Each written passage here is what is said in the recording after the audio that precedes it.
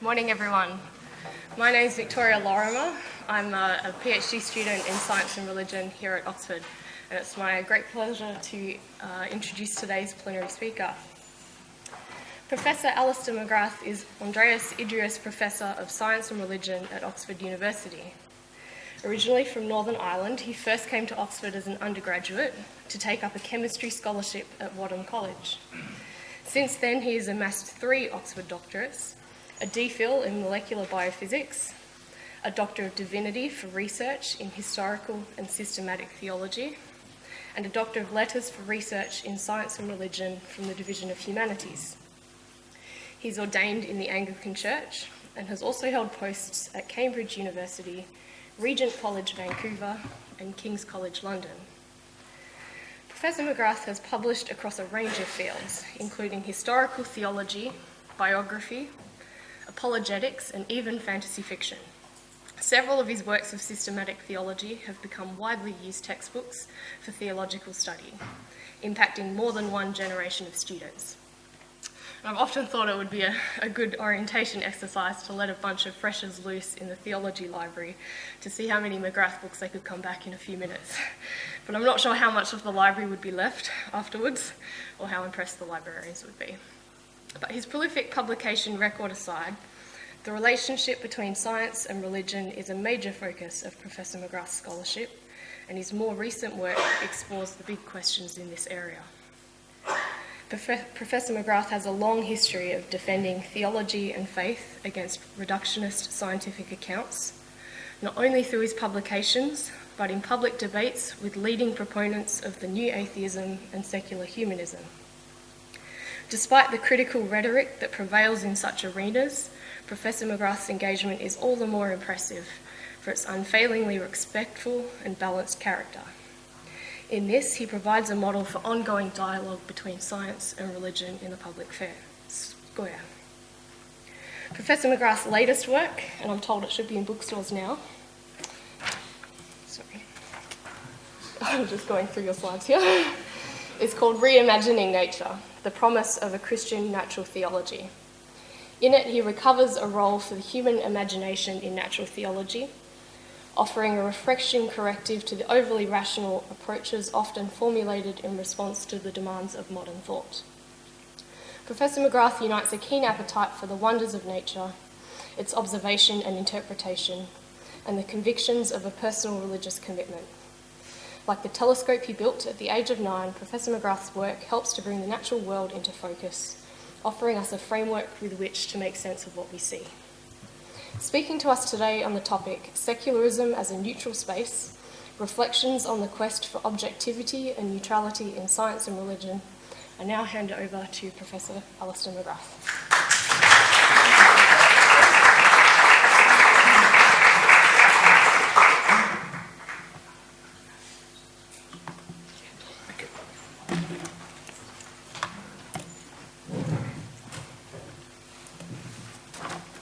Good. Well, ladies and gentlemen, I want to talk about, in effect, the idea of secularism as a neutral space. I want to explore where that's coming from, and then I want to ask how this impacts on thinking about science and religion. And this lecture is, I suppose, quite wide-ranging. That's a euphemism for rambling. And really what I want to try and do is make connections. But I want to begin, if I may, by looking at Ed Hussein's very interesting article in the Daily Telegraph a few years back. Ed Hussein is a leading representative of the Quilliam Foundation, which is in effect trying to counter Islamic radicalization. And he's arguing here that there is a need, particularly for Muslims, to see secularization not so much in terms of being against religion, but rather as creating a neutral public space. Now, clearly that is simply one way of thinking about secularism, and there are obviously rivals we would need to consider. But I think it's a very useful idea to engage. And Hussein basically is saying we need to understand why this idea is so important in British public life. And he talks in particular about the importance of understanding British history, to understand why a difficult religious past has led to such interest in trying to have a secular space or a neutral space, which in effect is free of religious control. And interestingly, he writes these words, which I think are very interesting, that unless Muslim seminaries in Dewsbury teach Locke's letter concerning toleration, then we can rest assured that Muslim clerics will have truly understood Britain. I was just trying to make the point that we need to understand where Britain is coming from to understand why secularism has become quite significant. Now, basically, the issue I want to explore with you is this idea of a neutral public space.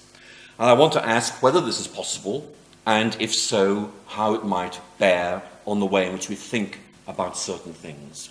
And one of the key questions I want to look at is this: is there a neutral space from which we can look at science and religion? Not just science, not just religion, but the relationship between them.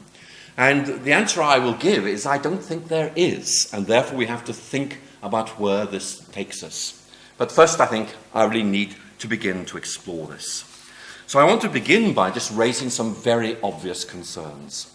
And I think I'll just begin with the kind of concerns that Michael Sandel at Harvard raises, and all of you will have read his works and know the kind of issues he's concerned about.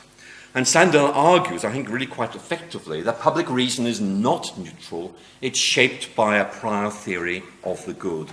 And his argument, for example, is that any notion of justice in public life depends upon competing conceptions of the good life. In other words, networks of beliefs about what is human, what is good, that cannot actually be dealt with or assessed without depending on beliefs that cannot be proved.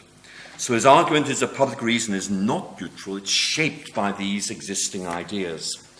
And he also goes on to argue against, I think, a prevailing trend in American culture, that secularism does not enable, that actually it denies. His argument is that it excludes and suppresses the moral ideas and values of others, while maintaining the myth of its own neutrality.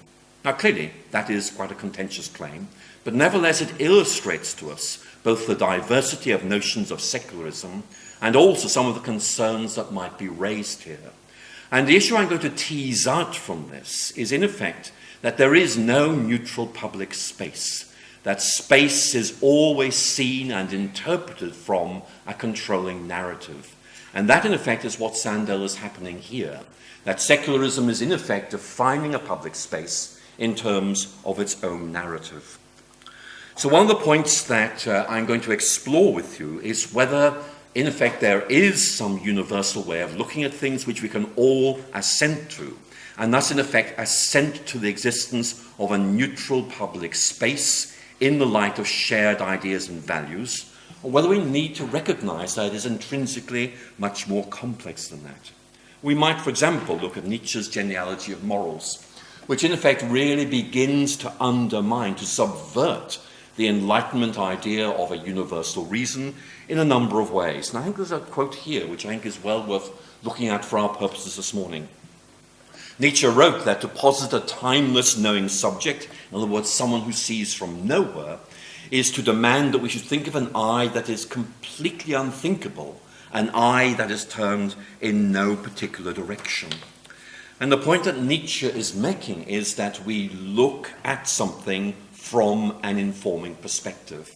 There isn't a view from nowhere, that any view that claims to be from nowhere is in effect a view from somewhere that is not being entirely honest about its origination.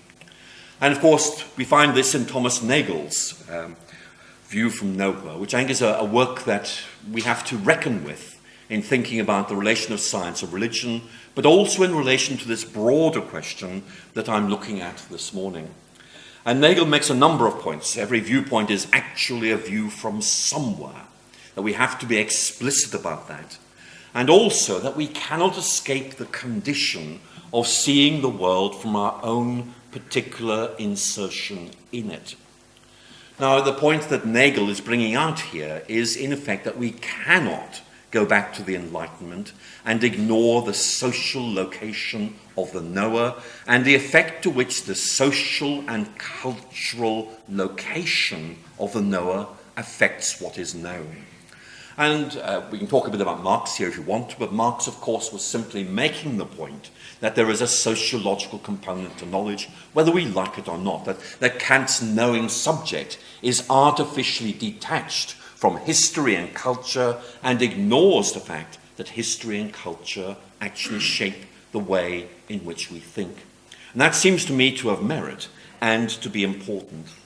And Nagel, in effect, raises some interesting points. He quotes, he raises this issue about whether, in effect, there is a way of being able to rise above our particularities to achieve universalities, and makes some interesting comments along the way. This phrase I find quite striking. Descartes' God is a personification of the fit between ourselves and the world, for which we have no explanation, but which is necessary for thought to yield knowledge. And I think it's quite a nice summary of this, the remarkable ability of the human mind to make so much sense of the world around us, while at the same time struggling to actually understand why this happens. Einstein made a very similar comment. The eternal mystery of the world is its comprehensibility, its Verstehbarkeit. And I think that is a very interesting point there. But the point he is making is there is an unacknowledged view from somewhere, which often presents itself as a view from nowhere. Now, clearly that is, I think, a view that some of us would find compelling. I have to say I do. And it's developed by other writings. Alister McIntyre is perhaps a very obvious example. We could also mention Charles Taylor. He's been talked about a lot already, so I'll just desist on that, and instead just focus on Alister McIntyre. McIntyre's critique of the Enlightenment, in effect, is that it aspired to confront the world in an empirical, presuppositionless way, believing that it was possible to be objective, to ground public debate in objectified standards of rational justification using, I quote, principles that would be undeniable by any rational person and therefore independent of all social and cultural particularities. And that, I think, is a reasonable summary, at least of one strand of the Enlightenment. I think that nowadays we would probably think of the Enlightenments rather than a single enlightenment, but nevertheless, this idea of a reason that is independent of social and historical location was very central to many Enlightenment thinkers. And McIntyre just makes the point that it is very difficult now to sustain this judgment. There is no standing ground, no place for inquiry, no way to engage in the practice of advancing, evaluating, accepting and rejecting reasoned argument, apart from that which is provided by some particular tradition or other. Now, there are interesting things that we could look at here. We could look, for example, if we had time, at the history of what is called Voyager literature in 17th century England, where, in effect, the prevailing rational assumptions were challenged by these reports of cultures which seemed to have very different understandings of how reasoning proceeded. And the slight unease, is what we regard as being universal, simply the way we do things here. But I think in many ways McIntyre is putting his finger on a real concern here that I think some still ignore. A good example of someone who seems impervious to this kind of reflection is A.C. Grayling, a new atheist, I think a second-ranker new atheist, but in his God argument, he makes some very interesting points. Interesting in the sense that they are 18th century statements which seem to have found themselves into the 21st century. Grayling argues that religious arguments are unpersuasive and invalid because they are elaborated within the premises and parameters of their own systems. And when you read what he is saying, I mean, he's saying science doesn't do this sort of thing, neither does reason. This is a peculiarity of religion. I think, basically, we find exactly the same thing in rationalism, which is obliged, in effect, to reason to the validity of reason in order to use it, in effect making reason both judge and jury in this matter. But I think the case of science is just striking. And I have to say I'm really very, very surprised by him. To give simply two examples which come to my mind immediately without even thinking about it, we might think, for example, of the discovery of the structure of DNA, dependent on X-ray analysis, and the interpretation of those X-rays were dependent on a theory of helical diffraction, which in effect gave a way of understanding those X-ray photographs, which led to the postulation of the helical structure of DNA. But it was an interpretation within the premises and parameters of a theory which led to that. Or we might think, for example, of the estimates we have of the age of the universe, which are dependent on estimates of the speeds and distance of galaxies, which are then interpreted within the premises and parameters of contemporary physical theories. And the point is that the speeds and distances of those galaxies are not observed directly, but are inferred on the basis of premises and parameters of additional physical theories, such as the correlation between velocity and Doppler redshift. So it just seems to be a puzzling statement, but one, I think, which just shows us how far we have to move from this particular idea of reason. The point, I think, here is that the exercise of human rational judgment is an activity carried out within a particular theoretical context, whether this is recognized or not. And that, it seems to me, is an important point. It has many implications. And what I want to do, if I may, is to begin to look at an idea that I think is really very helpful in thinking about this. And I want to talk about the idea of the sensorium. It may be a new idea to some, in which case I will introduce it, but I want to suggest this does help us make so much sense of the way in which human rationality takes different forms in different contexts. And Victoria was mentioning my recent book, Reimagining Nature, which I think has just come out. And in this, I try and think through the implications of this idea of the sensorium for our thinking about these matters. The argument here is that we can think of three basic components to the way in which we think. On the one hand, there are natural human cognitive processes, but these are always culturally embodied. You cannot detach them from our cultural embodiment. That's the way we are as human beings. And therefore, we have to look also at the controlling social or cultural assumptions of our contexts, because in effect, certain processes will lead one outcome in this context, a different one in another. And of course, the evidence available to the thinker in this specific cultural context. And if you take these three things and put them together, you have a basic toolkit, I think, for looking at the phenomenon of sociocultural situatedness. In other words, the realization that the way in which we think about science, religion, secularism, and an awful lot of other things are actually shaped by our culture.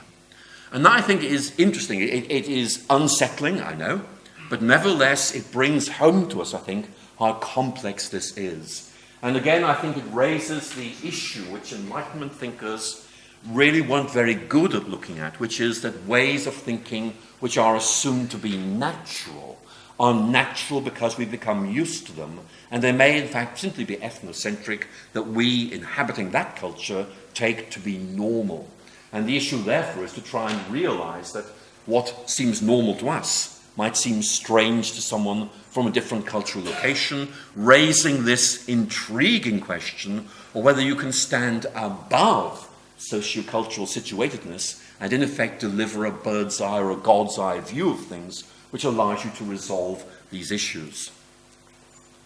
And the point is that there are therefore a variety of sensoria. Walter Ong, going back to 1991, really, if you like, pioneered this tool for looking at the way in which reasoning takes place in culture, and I think opens up some very helpful ways of thinking.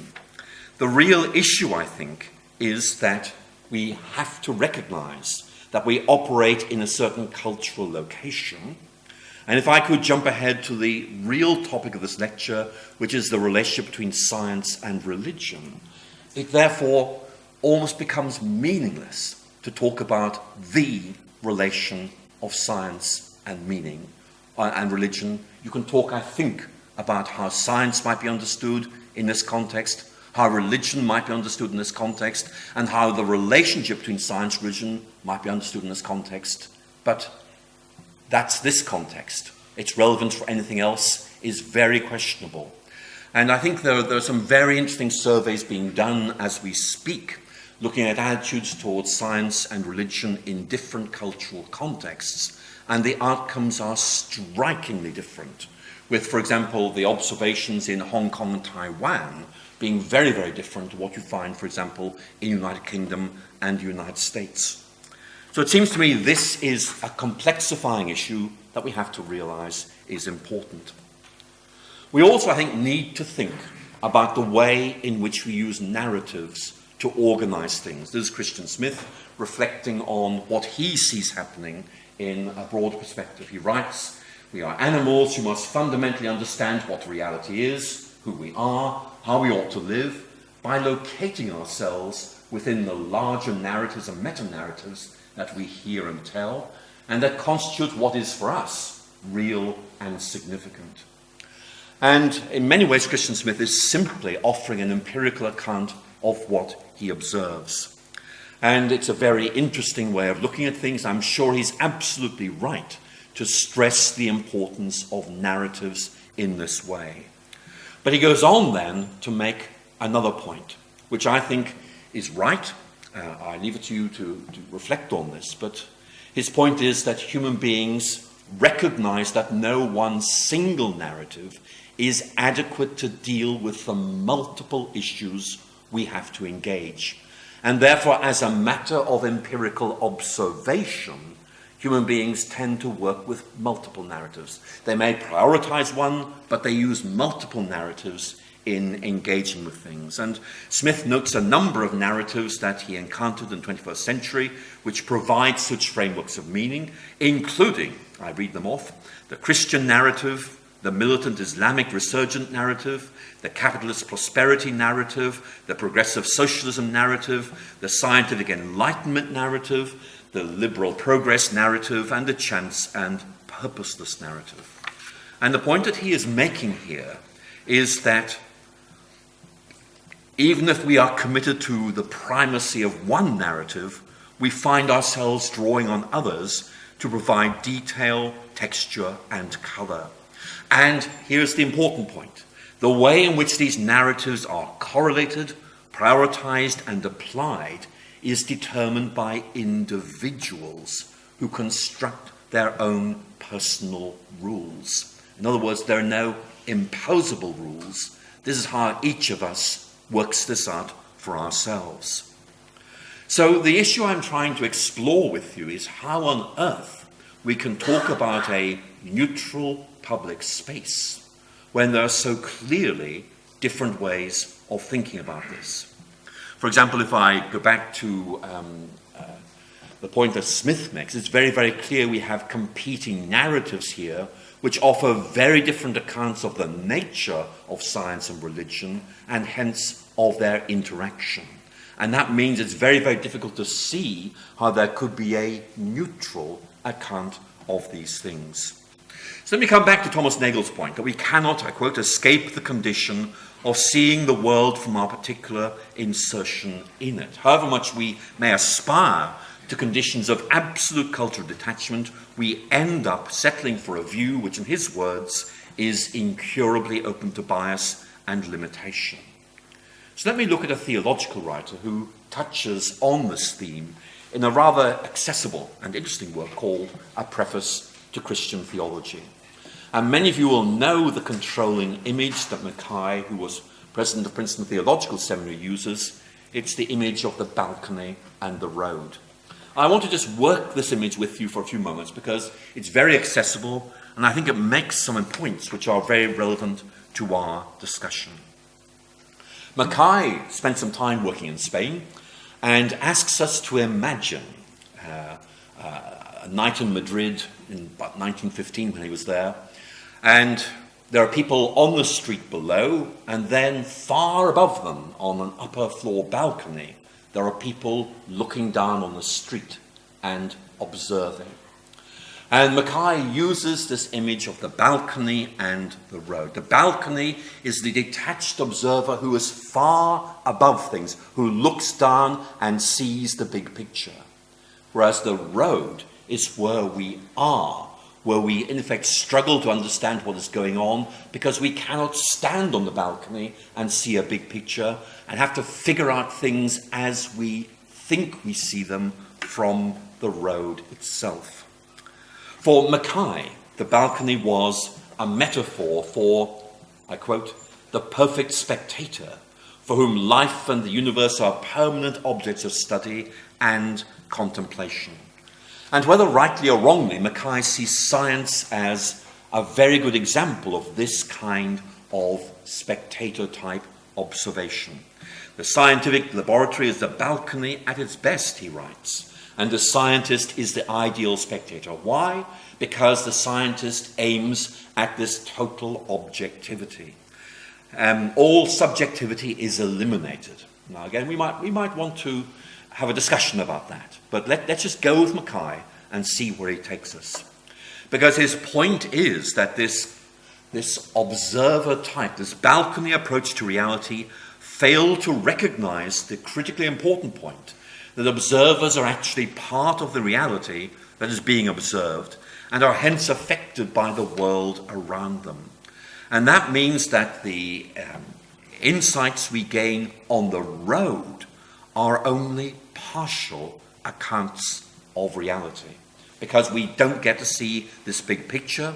Having said that, Mackay then says the view from the balcony can never really be a proper interpretation of life and universe. He writes, the greatest realities are such that their nature can never be known if they are treated as mere objects. And he gives two examples, human beings and God.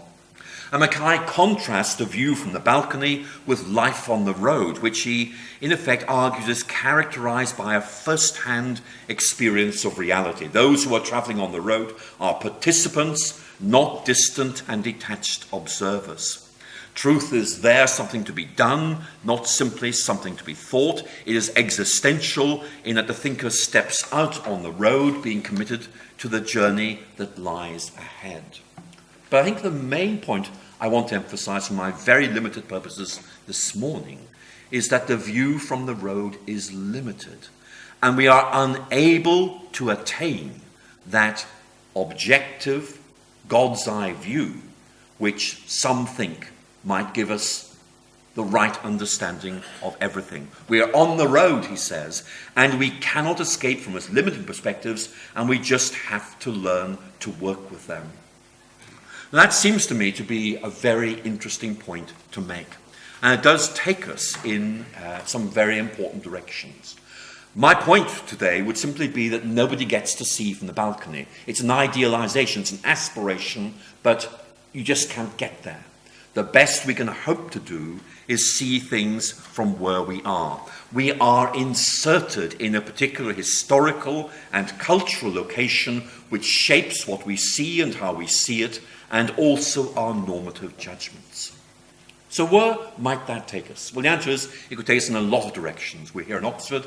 Let me talk a little bit about Isaiah Berlin, who was an Oxford philosopher and intellectual historian, who I think has something here that is worth saying. The point that Berlin makes is that ultimate human values, such as questions of justice or the God question, cannot be empirically verified. There is no absolute way of showing that these are right. And Berlin's argument, summarized here by John Gray, is that human beings end up with a diversity of narratives about themselves, none of which has the authority of a meta-narrative. And the point that Berlin is trying to make is that any ideology, any meta-narrative is not rationally compelling because it simply goes beyond the available evidence, and therefore you have to, in effect, take it on trust or take it on will.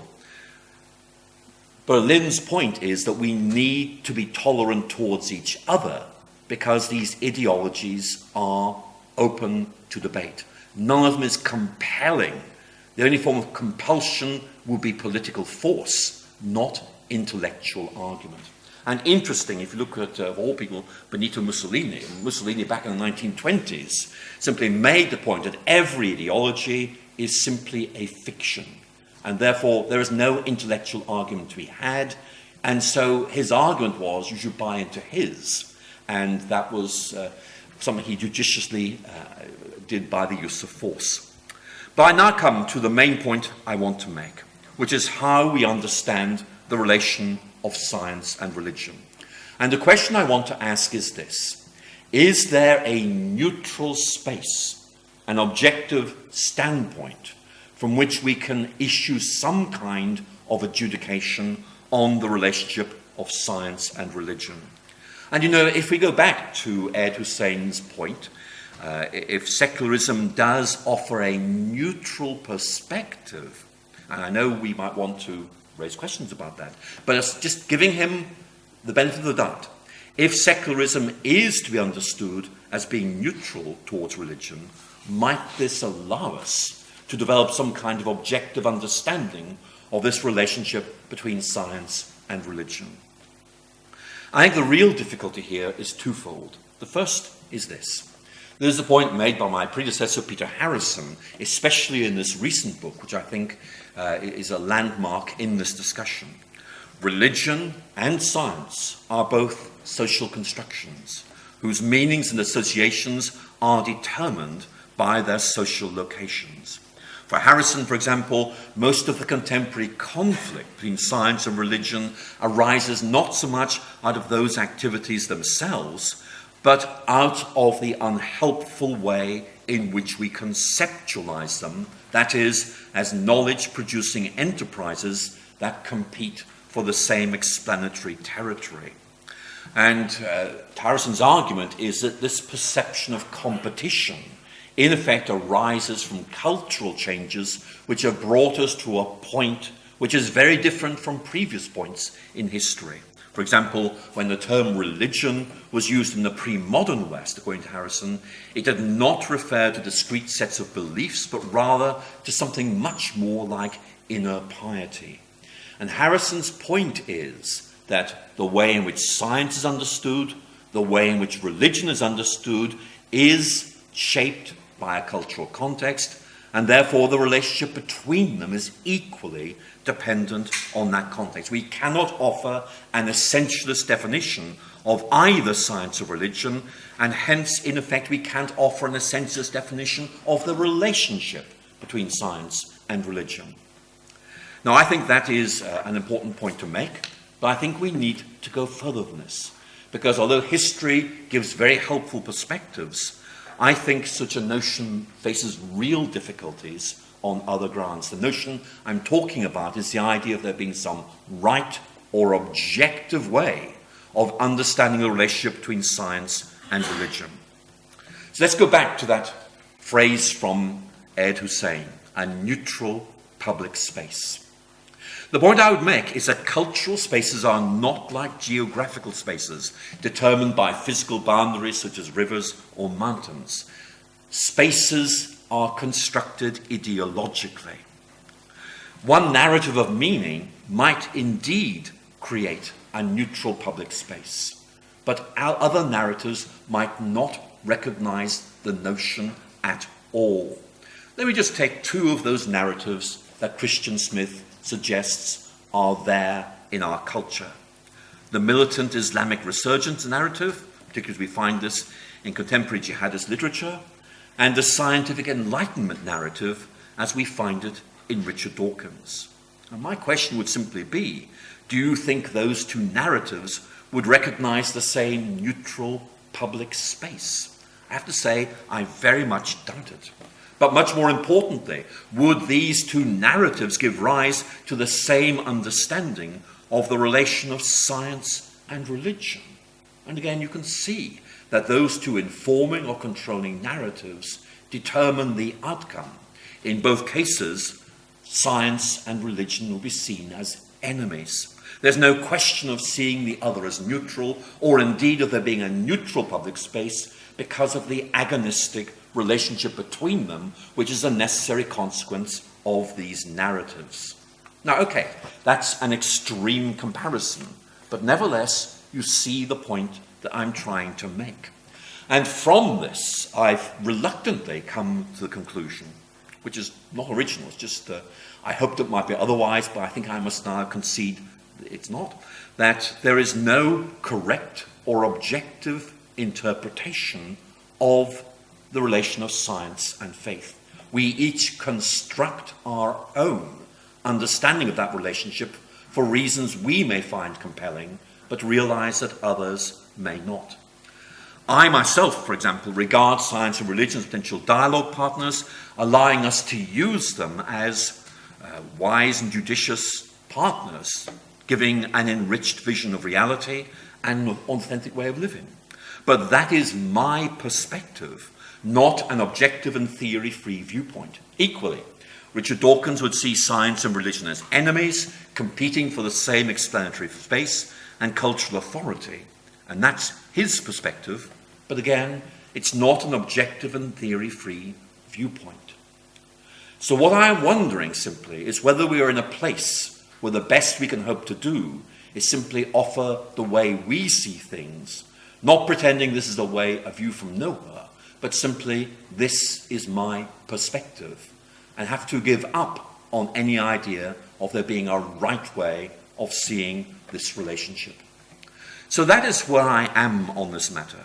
But I think I need to wrap this lecture up, and I want to do so in two ways. One is, in effect, to ask whether this transition that we've all talked about endlessly, from modernity to post-modernity, in effect necessarily entails abandoning any pretense to objectivity. I think we don't need to do this entirely, but I think there's a very powerful point being made. But the issue I'm raising is simply whether the complexity of science and religion, and hence the even greater complexity of the interaction, and the fact we need a theoretical perspective to create this, inevitably means that we create, rather than discern, a relationship between science and religion.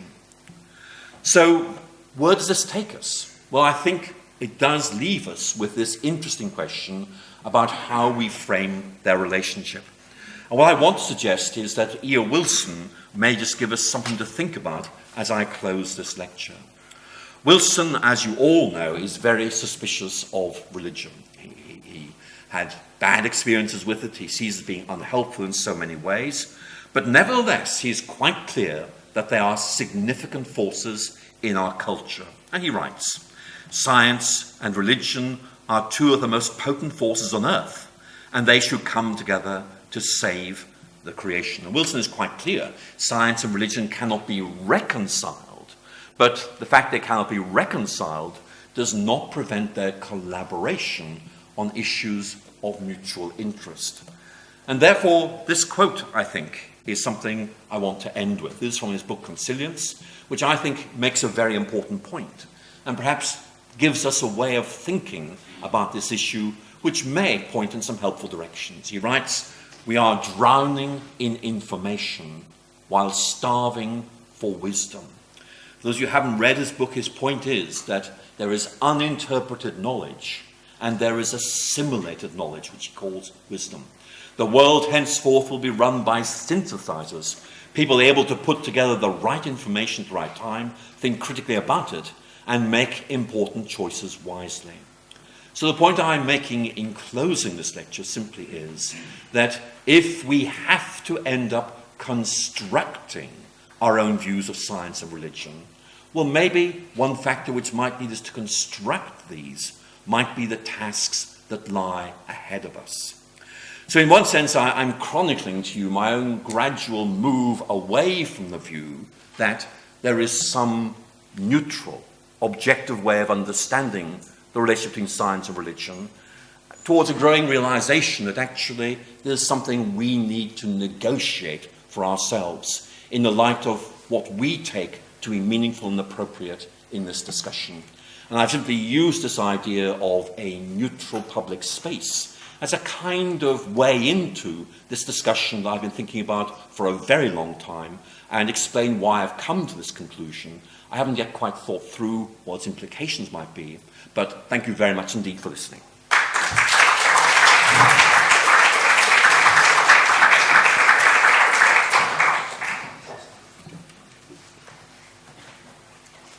Okay, we've got a little over half an hour for questions. So, okay, I see Louis' hand has gone up first.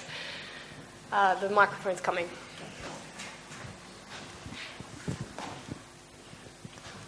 Thank you, Professor McGrath. There are several issues that strike me, and one is about the issue of whether secularization or secularism is a neutral space. I know the thesis of Charles Taylor criticizing the subtraction narrative, that secularization would be the world as we know it minus religion. And he is against, obviously. But I'm not sure, so from my own experience and field work with secularizing ambience, that most people who are secular just lack interest in religion or become indifferent. It's not easy to say what is left when religion is no longer of interest. But I think we would need rather to understand what is happening in an empirical approach to these people, to this population.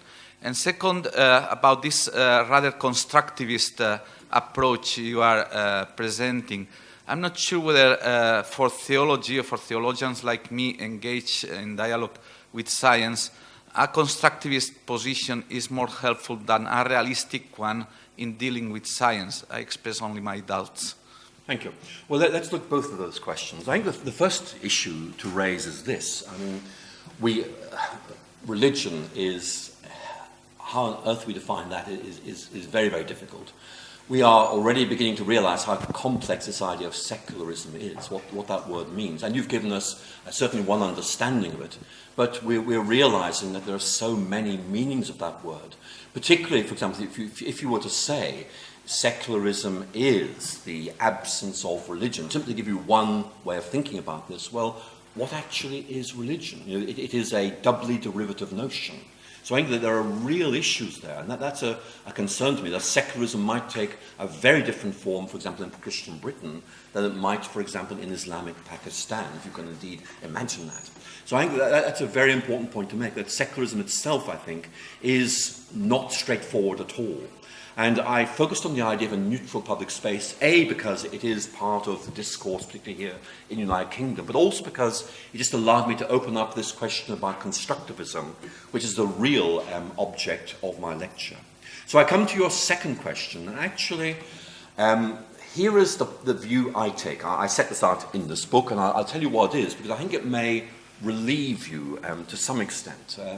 The point I'm making is that if there is no objective view from somewhere to which I am under an obligation to submit myself because it is self-evidently right, then in effect I must quest for what I believe to be the best way of making sense of things. In other words, I am looking for an approach I believe to be best. And I take up McIntyre's point. McIntyre makes this suggestion that there are traditions of rationality. And of course, there'll be new traditions of rationality as well. And I myself have come to the conclusion that the Christian tradition is the one that works best. In other words, I don't regard that as being arbitrary.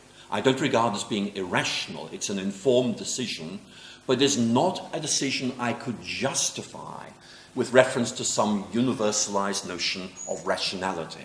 And in defending myself, I would concede there is a problem here, but I'd make 2 points. Number one, it is a problem which everybody has, irrespective of the position they adopt. And secondly, it is a position which I believe is one which can be justified, if not proved.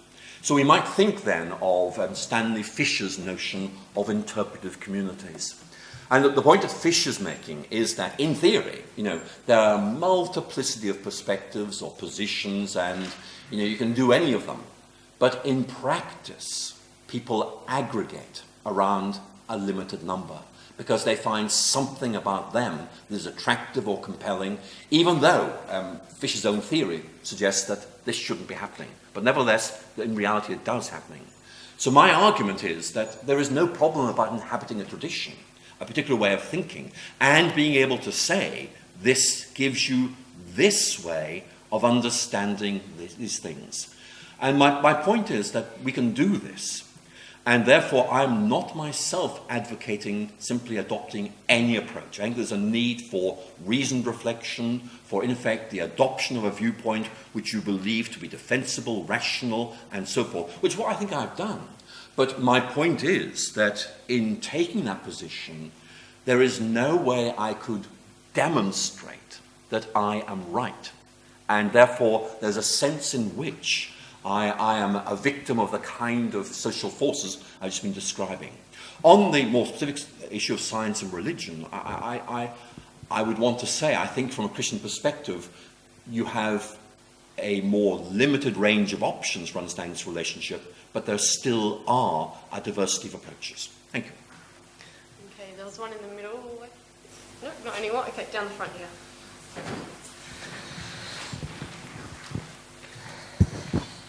Thank you very much for this very interesting talk.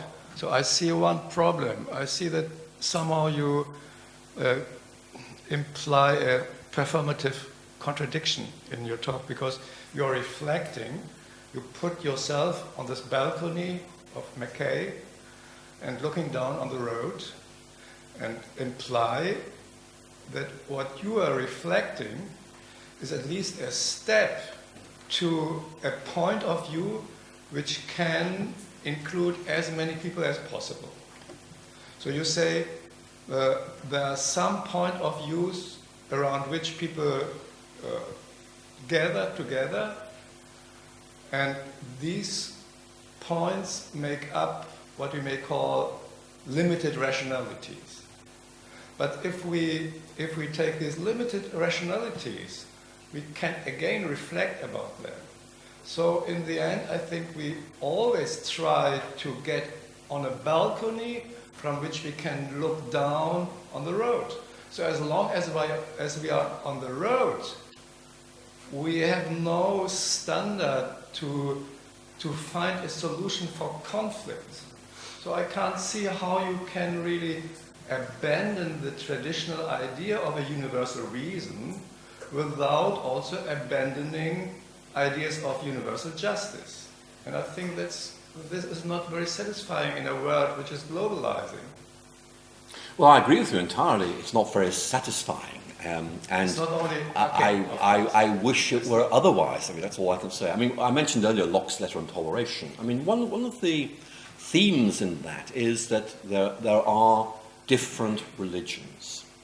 And it is very difficult to see how we could resolve the divergence between them. Given that we cannot do this, let us therefore agree to tolerate each other. And you know, Locke's is a very pragmatic response to this. He's saying, I mean, he doesn't use this language. It's a very pragmatic approach, but he's almost saying that we cannot stand above and judge. We have to live within this complexity. Therefore, it is far better to tolerate each other rather than to have these disputes. In other words, we can't solve these disagreements. What we can do, though, is limit their social impact. And again, I find that almost like a counsel of despair, but it's an important observation, because what Locke is saying is we've got to work with what we have available. That we might aspire, as I do, to be able to stand up there and look down and get things right. But if I can't do that, then I have more limited options, and therefore, Berlin makes a very similar point, therefore toleration perhaps is the best outcome here. But then there will be informing narratives that will say, well, no, that isn't toleration. You don't tolerate your enemies. You don't tolerate the intolerable, where my narrative defines what the intolerable is. So my feeling about this idea of a sort of secular public space, neutral public space, is I very much like the idea. But A, I find it quite difficult to justify theoretically. And B, I'm not sure everyone would agree with the notion itself, which means it has rather limited utility. So I like the idea very, very much. It's just I can't see how it could be implemented realistically, given the diversity we find, for example, in modern British culture. Thank you. Sorry, there was one at the end first, and then we'll come back. Thank you for this talk. So in your framework, you're proposing a tension between a bird's eye view and a single perspective, or objectivity and neutrality, and sort of the provincial solo perspective we're in some ways stuck in. And I wonder if there isn't a third way. And you've talked about how you quoted from Nietzsche's Genealogy of Morals, and you sort of quoted from a premise and not really where his argument culminates. So yes, he has like a radical perspectivism that he's arguing, but he says, there's only perspective seeing, there's only perspective knowing, but the more affects we allow to speak one thing, the more eyes, different eyes, we can use to observe one thing, then the more complete will our concept of this thing, our objectivity, be. And I think that's a little different from Stanley Fish's interpretive communities, because what he's saying is you should have a more resilient narrative, and maybe not a perfect universal meta-narrative, but a more resilient narrative that can account for the aggregation of perspectives. And in some ways, this is what empirical science attempts to do when it's doing representative sampling or when it's doing sort of testing across populations or under different circumstances. It's not really asserting a universal perspective so much as a more durable one. And I think in a theological context, we could look at someone like Spinoza, who gets, in his theological political treatise, a kind of, he ventriloquizes successfully the Hebrew and Christian scriptures in order to assert a materialist perspective that speaks all three. And so I guess I want to put that to you and wonder, is there in fact a third way? And what would you make of this Nietzsche's genealogical approach, which is a kind of aggregating approach that attempts a more durable narrative? Yes, the answer is I'm very sympathetic to that. I quite like the way Nietzsche develops that, but I much prefer the approach C.S. Lewis develops in his book An Experiment in Criticism, where in effect he uses literature as a paradigm. He says, look, through reading others, I see reality through multiple eyes. It's a very similar approach. And his argument is that his own way of looking at things has to be able to accommodate as much as possible. And it's very much building on the point you've made. What he's saying is, I need to understand what others think in order that what I think accommodates as much as possible what they think, even though I do have to make adjudications and judgments. So I think there is something there. I mean Stanley Fisher's metaphor or an illustration, I think is quite helpful, partly because it's, if you like, it's an empirical recognition of the problems with the theory. As a matter of fact, people do go for certain things rather than other things. So we need to have some way of trying to account for that. But I think the point really for me is that the theory may suggest that it's very, very difficult to land somewhere, but we all do land somewhere. And the issue is trying to give a good theoretical justification for that. You know, in other words, it's not just, I like this. There has to be more to it than we can say. And that I think is for me the real issue, trying to ask whether we simply make our judgments ultimately on emotive or aesthetic grounds and then offer a kind of post hoc rational justification, whether there is actually implicit rational justification of the place in which we find ourselves. Thank you. Okay, there's quite a few questions. Don't worry, we have time to get to you. So down the front here, I have been making a note. Thank you very much for a very interesting lecture. My question is about toleration and accommodation and problems coming out of that. In Britain in 2016, you know, toleration is one of the most frequently used words probably.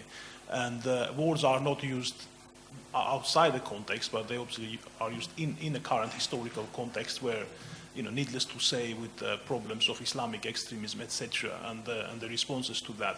Now, I think probably everyone, or the vast majority of people in this room, would agree that we need to try to be tolerant. The question is, what are the limits and what is the framework of that tolerance? And the question is, at what cost tolerance? So, for example, Christians in the Middle East may have a very different view about tolerance than Christians in this country for the very simple reason that, you know, we are not the ones being slaughtered every day or driven out of places of worship which we have inhabited for thousands of years, etc., etc. So, yes, tolerance, great virtue. What are the practical implications? Thank you. The English tradition is shaped by that word toleration. And I think we could go back to Locke and see it there. But I would want to say, I think, several things, and I'll pick up very much on some of the points you're making. First of all, to tolerate is actually a slightly negative word. It means, I may not like you very much, but I put up with it, I wonder if the engendering of respect might actually be a much more positive way of looking about this. And that to me is something that I think that is much more helpful as way ahead. Mutual respect is a better word, I think. But you're quite right that, in effect, we do not want to tolerate that which is intolerable. You think of Voltaire's very famous denunciations of the infamy of the intolerant. But who defines what is intolerable? And the real issue, again, is that there will be some meta-narrative which says, well, you cannot tolerate this, whereas a different meta-narrative says, well, you can. I mean, do you tolerate, for example, the burning of an American flag in public? Well, one line of thought says you do, because it exemplifies a core American virtue. Another line of thought says no, because you subvert another core American virtue. And so which narrative do you go with? And I think it's one of these problems where there are. And again, it does show us just how much these things are embedded in an historical context, which in effect shapes the meaning of the word and the way in which it's applied. And toleration seems a very, very weak word in certain contexts. For example, some of the things that are happening in the Middle East at the moment. And I think that for me, I find myself, in effect, pragmatically saying, I would very much like this to happen. But my theoretical antennae are saying, but there are so many objections to it that I can't see a thinking person going along with this, because they can list about 65 objections just before we even get on to the subject properly. So I think really my concern with Ed Hussein, who I respect very gratefully, I have to say, is that he's articulating an idea, which I actually think is very, very significant, that in some way it has to be a public space where I can be myself and others can be themselves. But then you still have to add in footnotes, provided you don't do this, provided you don't do that. And by the time you've added those footnotes, actually it's not quite clear how neutral that public space is anymore. So for me, it's an aspiration. And in this rather miserable world in which we live, I think aspirations are good things. But I'm just saying it's very, very difficult. I then make the application to this field of my professional interest, which I think then just, to me, moves me towards a certain conclusion, which is that for the field of science and religion, detached from any political or religious or ideological commitment, there is no obvious right way of framing this relationship. But in that we all inhabit traditions. Those traditions might well incline us to take this position rather than that. But if we were able to get up to a balcony, actually we might have to say that this is not something where there is an obvious right way of thinking about this. Fraser, then got that.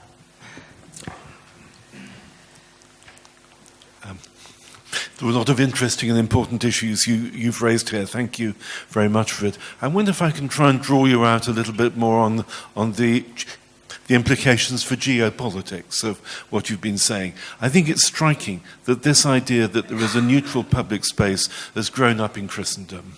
And I wonder if you have any thoughts about why that should be, what it is about Christendom that's eventually given rise to this view.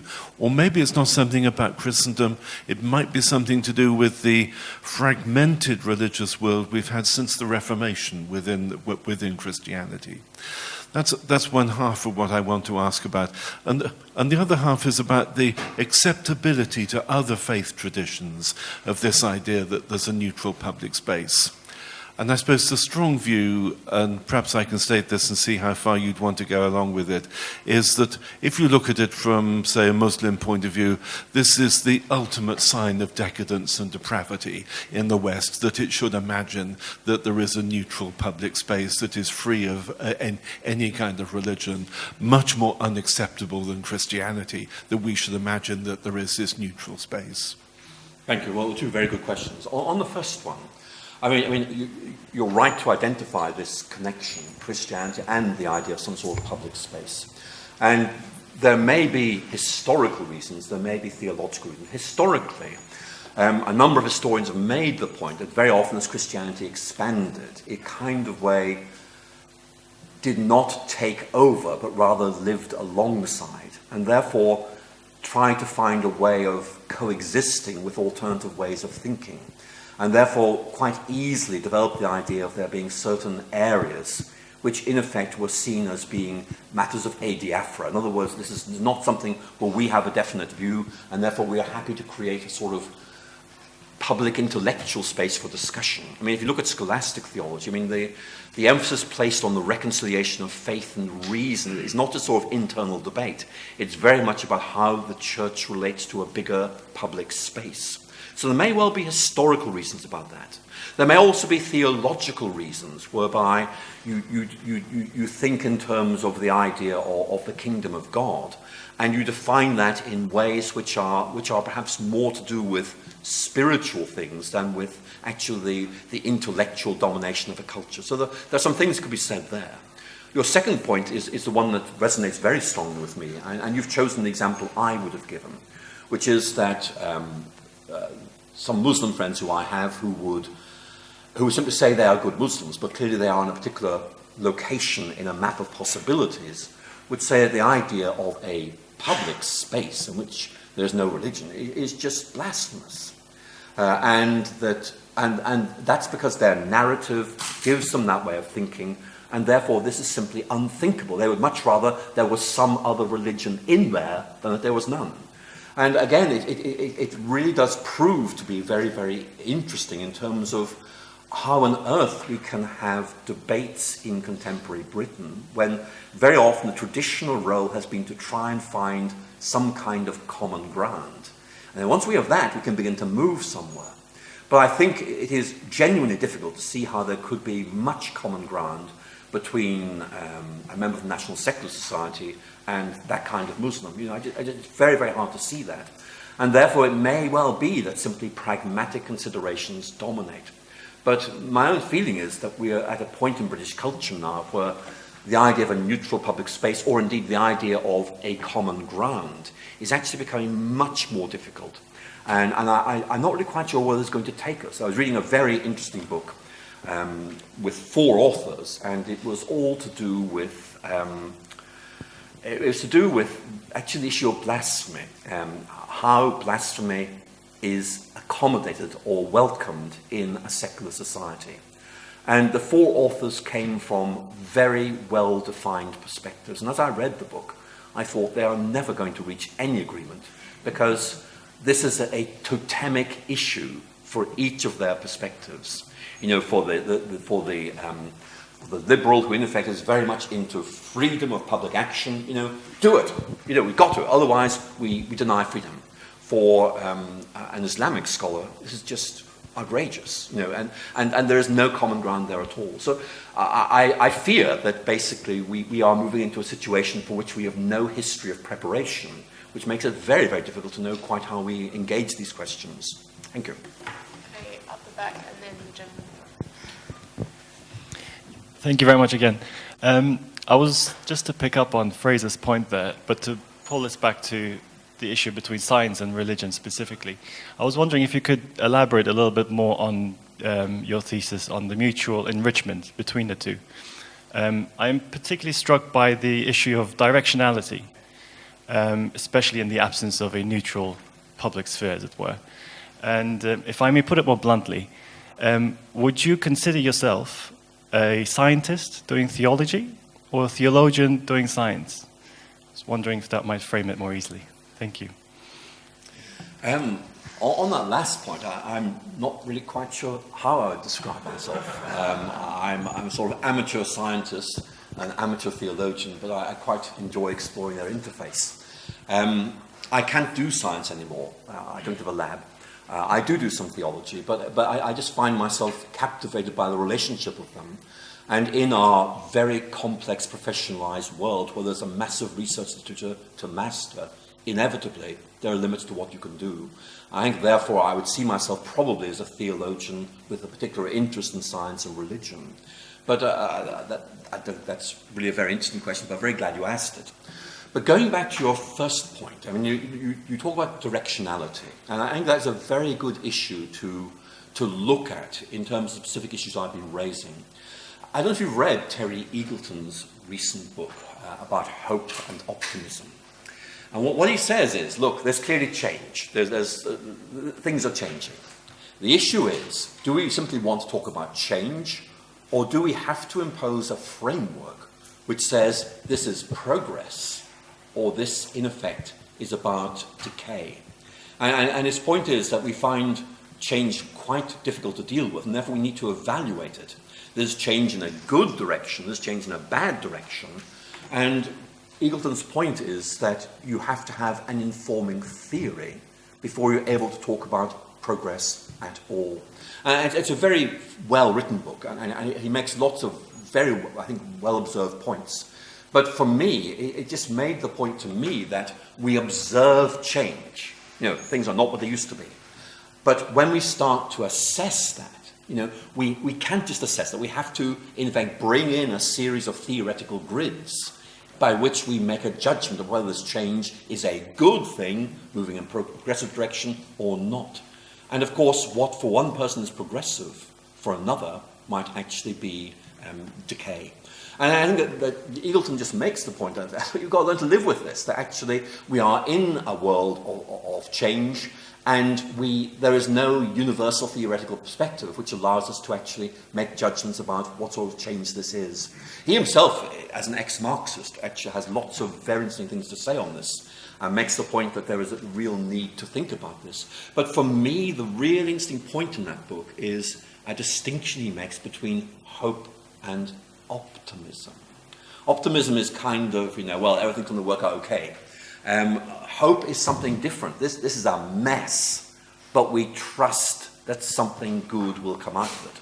And again, it's Eagleton saying that the same observations are there, but the theoretical perspective you bring to bear on this affects what you see and how you respond to it. So for me, it really drives this, the importance of the way in which you see things.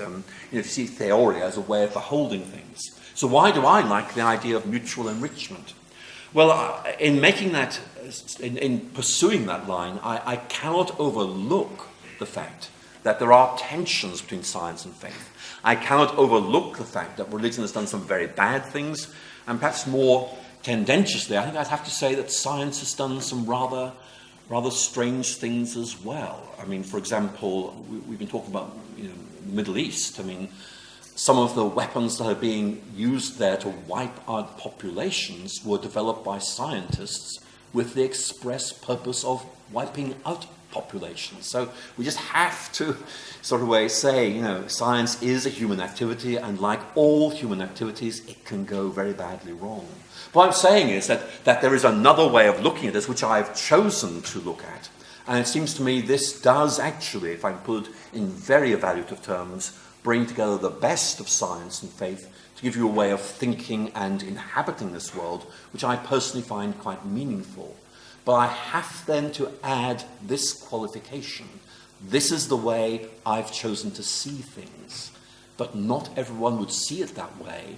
And I could give you the reasons why I think I am justified in seeing things this way, but they would not be universally compelling. So we find ourselves in this difficult situation, whatever choice we make on this, that we end up making a judgment which cannot be proved to be right, but we have to trust to be right, even though we know there are good reasons for thinking we might be right. Thank you.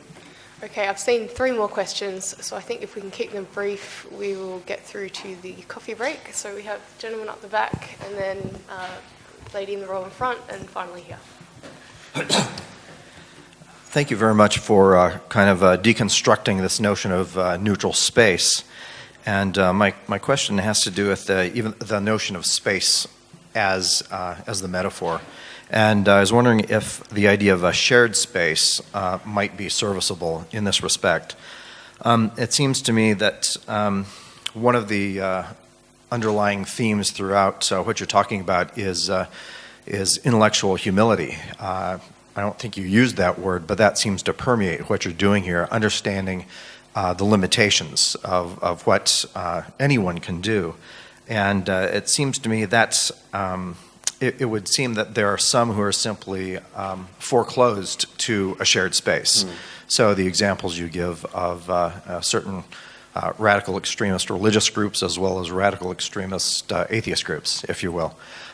simply because there's a refusal to enter into that shared space. They can if they want, but they simply probably do not have the prior character to do that sort of thing. So I would see someone like Terry Eagleton as a dialogue partner, in the sense that even though he is, he does not share my particular religious views, my faith commitments, he's willing to enter into that shared space. But you're also going to find that there are other people who are simply kind of incorrigibly obstinate and simply refuse to enter into that. So do you see anything along the lines of a shared space that recognizes its limitations? Does that work? Is that a possibility? Well, I think it is a possibility, but I think the question of how you get there is very interesting. You mentioned Terry Eagleton. I like him very much. When I was an undergraduate at Wadham College here in Oxford back in the 1970s, Terry Eagleton was the English fellow. And he was then a very radical Marxist. You know, the idea of shared space, no. But what is interesting is that Terry Eagleton is an intellectually informed Marxist who has kind of lost his mojo, you know, he's intellectually he respects it, but he doesn't trust it anymore. He's moved to a different place, but can see how where he is now and where he was then actually offer some very interesting shared conversations. And I think you're putting your finger on why I actually like the idea of your vocabulary as shared space rather than a neutral space. Shared space is something I and somebody else have agreed to occupy. And so we both agree that it's going to be significant, and it means we can have conversations. And for me, enrichment depends on conversations. That means you have to be able to respect someone else, listen to what they say. Going back to your point, you know, about Nietzsche, you know, it's very much making sure that their way of thinking, you listen to it and ask, can I actually defend mine in the light of that? How do I respond to this? That seems to me to be very important. We might also, I think, just reflect on a notion that I think is becoming quite significant, which I would loosely describe as an ideology of place, which tries to say, look, there is a sort of geographical area you might call a space. And then there's something else, which is quite different, which is a construction of memories and aspirations, because people have lived there, and that's a place. And the place is shaped by these memories. And that's why in Middle East politics are so difficult, because the memories go back so long. And I think that a socially negotiated place we agree to share actually could work very well. Not simply because you can live there, but because you can talk there and actually have meaningful conversations. But nevertheless, it is the process of sharing, actually, it seems to me, is about people agreeing to share. It's when you start imposing it, I think that difficulties begin to arise. Thank you. Just up here.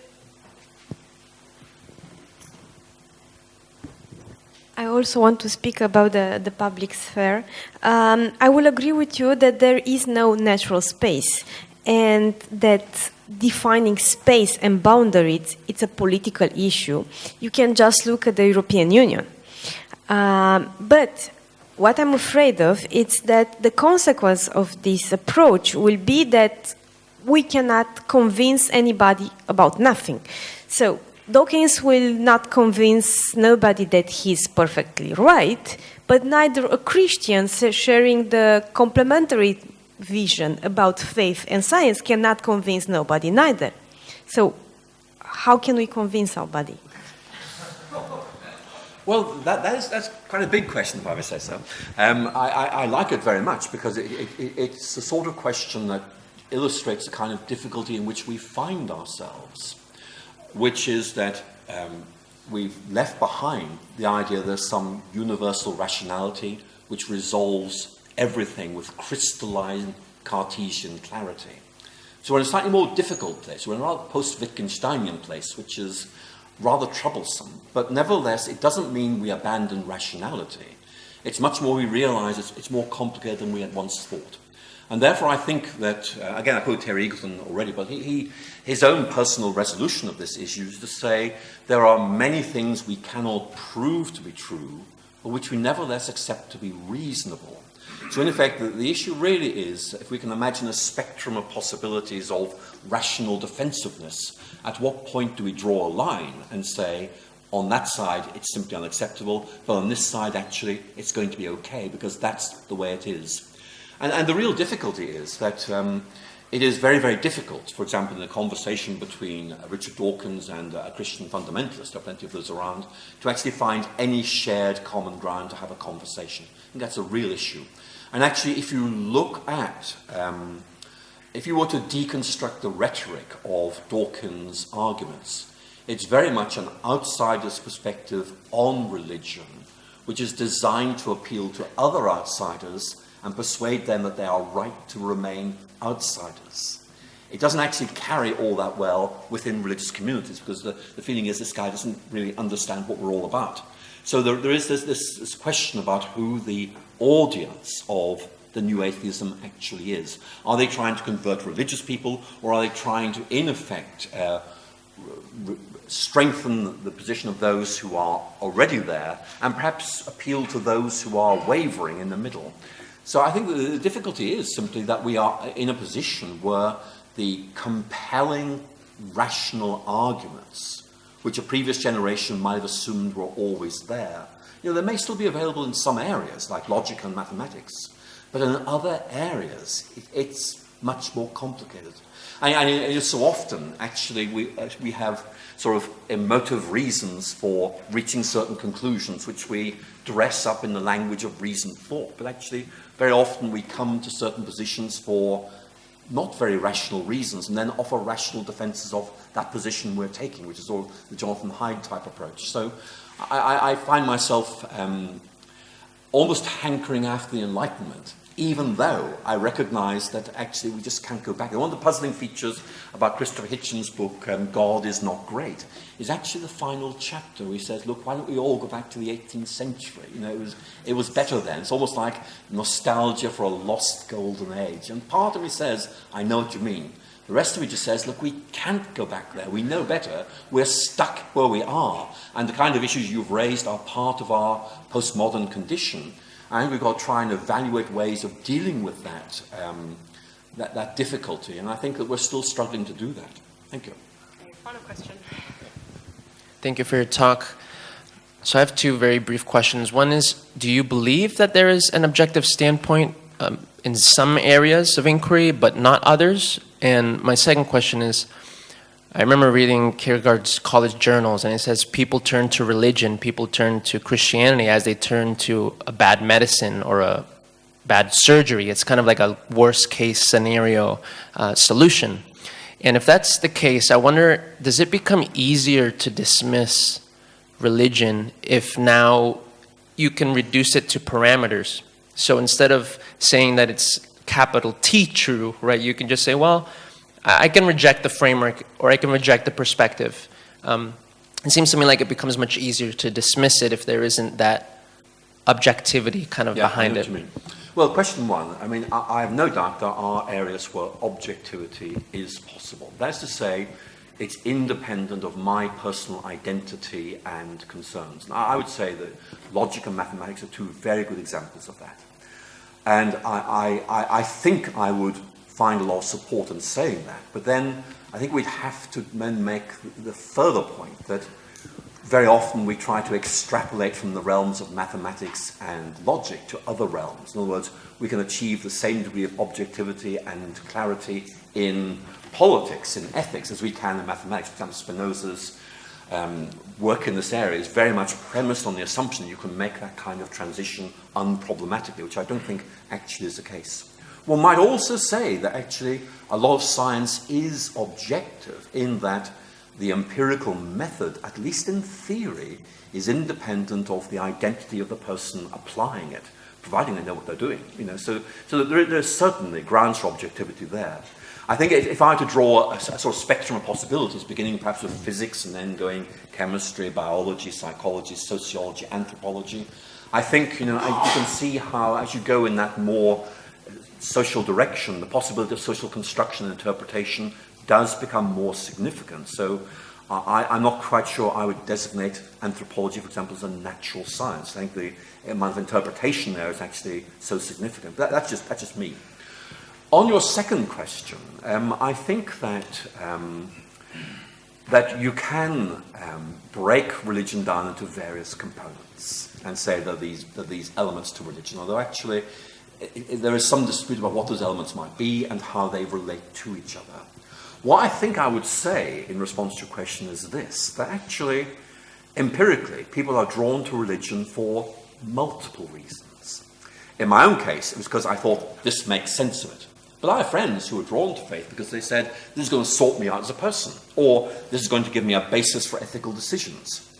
What I think I see as being a common feature of all three scenarios I've sketched is that although what drew you in might be different, the process of exploration of the space you've now entered actually leads you to discover other elements. So actually, it's almost as if there's one thing that may draw you, but then you then discover it's a richer notion than that. And actually, as a result, you may discover that actually what drew you in is no longer what you consider to be the most important. But I think it is a very important point, for example, politically, in thinking about radicalization.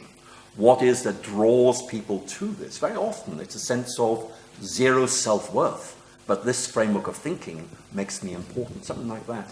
So I think the question you're asking is certainly important in a number of levels, but I would say in our contemporary cultural context, it really is a very significant issue indeed.